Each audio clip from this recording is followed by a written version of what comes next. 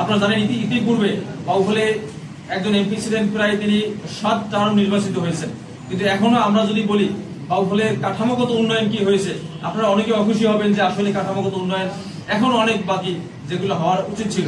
আপনি দেখবেন বাউফলের শিক্ষা প্রতিষ্ঠান ইতিমধ্যেই ধ্বংস হয়ে গেছে।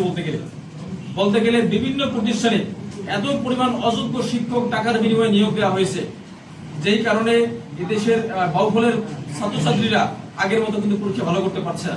এনসিপির পক্ষ থেকে যদি আমরা নির্বাচিত হই, তাহলে এই শিক্ষক নিয়োগে সর্বোচ্চ পরিমাণ সতর্কতা এখানে অবলম্বন করা হবে, যেন কেউ আপনার অন্যায়ভাবে বেআইনিভাবে টাকার মাধ্যমে নিয়োগ না পায়। তাছাড়াও আপনি দেখেন, আমি একটা মহিলা কলেজের সভাপতি হিসেবে দায়িত্ব পালন করতেছি। এই কলেজের শিক্ষার মান উন্নয়নের জন্য আপনারা কলেজে খোঁজ দিয়ে দেখবেন যে আমরা চেষ্টা করে যাচ্ছি। একটা কলেজের কি পরিমাণ লাখ লাখ টাকা আপনার লুট করা হয়েছে, স্কুলের টাকা লুট করা হয়েছে, আপনি খোঁজ দিলে অবাক হয়ে যাবেন।